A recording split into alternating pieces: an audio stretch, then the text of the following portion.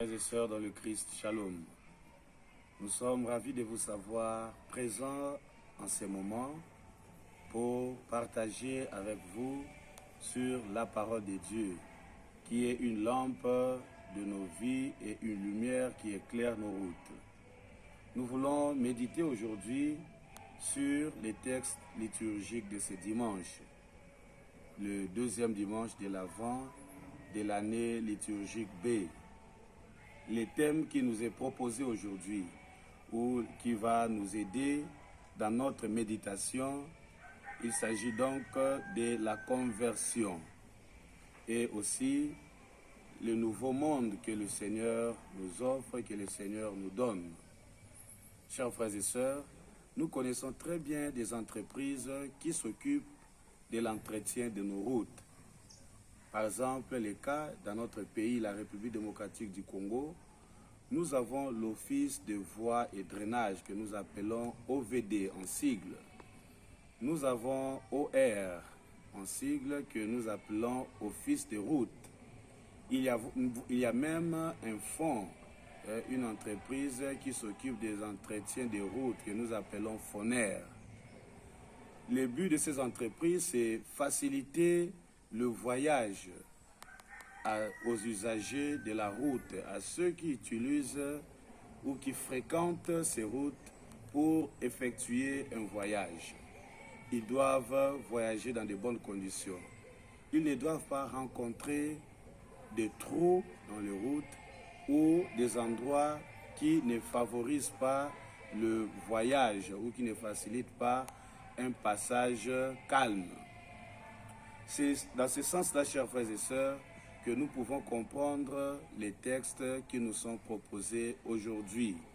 Une invitation à préparer le chemin, c'est-à-dire à travailler comme travaillent les agents de l'office de route, de l'office de route, de l'office de voies et drainage, et voire même tant d'autres personnes de bonne volonté qui se donnent pour que nos voies soient réellement fréquentables, que nos voies ne puissent pas décourager ou bien pousser les passagers à trouver les voies auxiliaires.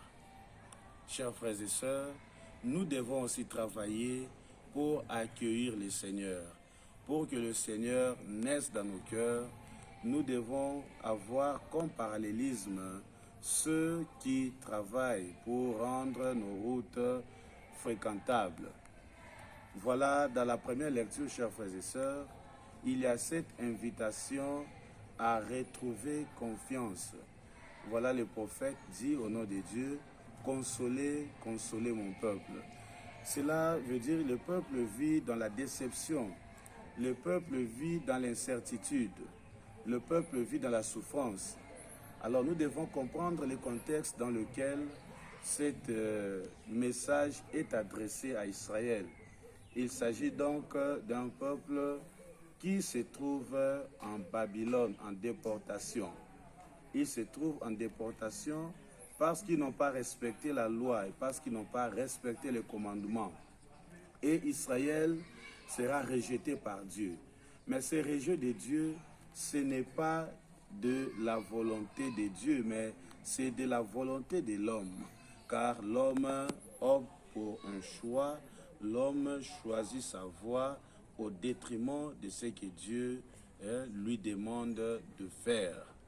Voilà, le Seigneur aujourd'hui veut dire à Israël, je suis là pour t'aider, je suis là pour te libérer, je suis là pour te sauver. Mais quant à toi, tu dois collaborer, tu dois participer à ta libération. Cette collaboration peut se comprendre, cette participation, par le retour vers le Seigneur. Reconnaître le Seigneur comme le Dieu, comme notre Père, lui qui a fait sortir déjà nos ancêtres de la captivité en Égypte. Alors il veut encore renouer son alliance, son histoire avec nous.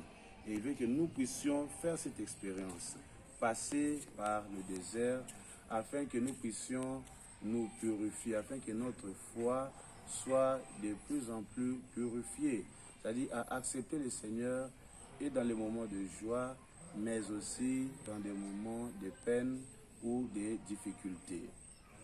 La deuxième lecture, chers frères et sœurs, nous invite à être attentifs, à faire attention, de ne pas être distrait.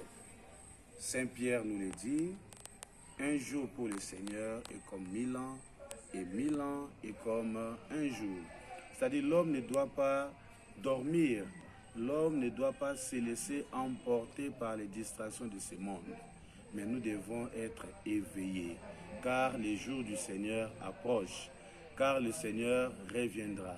Et il est dit même, il reviendra comme un voleur. C'est-à-dire nous ne connaissons ni les jours, ni l'heure. Ce qui nous est demandé, c'est justement être prêt pour que ce jour ne nous trouve pas distraits ou ne nous trouve pas loin de notre libérateur ou de notre rédempteur. L'Évangile nous invite encore, et un cri du prophète Isaïe, à préparer le chemin pour le Seigneur, à aplanir tous les sentiers, à faire tomber ou à faire baisser les montagnes.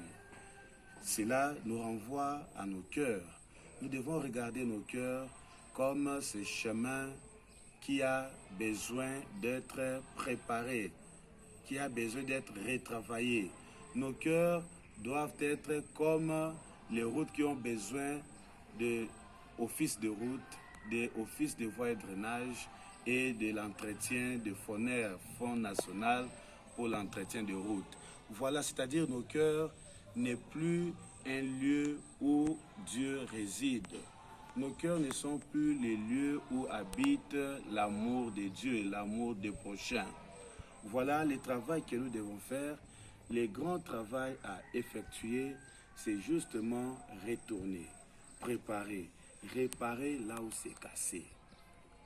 Là où c'est cassé, peut-être l'inimitié créée entre toi et ton frère, aussi l'inimitié créée entre toi et ton Dieu, lorsque tu ne pries, tu ne pries plus, lorsque tu ne fréquentes plus les sacrements, lorsque tu ne viens plus à l'église, lorsque tu n'es plus en communion avec tes frères et tes sœurs, lorsque tu ne sais plus pardonner, lorsque tu ne sais pas aimer d'un amour vrai. Voilà pourquoi le pape François nous le dit sans cesse, Dieu ne cesse ou ne se fatigue de nous pardonner. Il nous pardonne sans cesse, mais à notre tour, nous avons de la peine pour aller vers lui, pour lui demander pardon. Chers frères et sœurs, soyons attentifs à nous-mêmes. Regardons nos cœurs.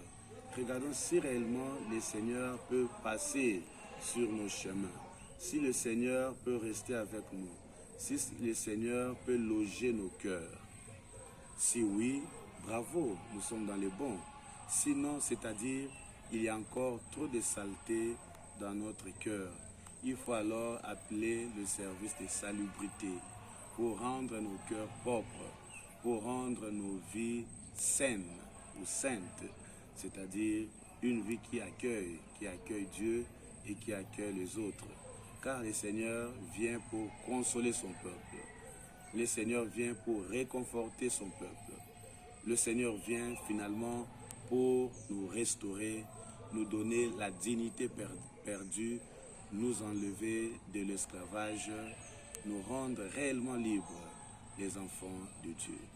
Que Dieu, dans son amour, nous aide pendant ce temps de l'Avent à nous préparer pour la grande rencontre avec notre Messie, le Roi divin qui vient nous sauver et nous donner la vie.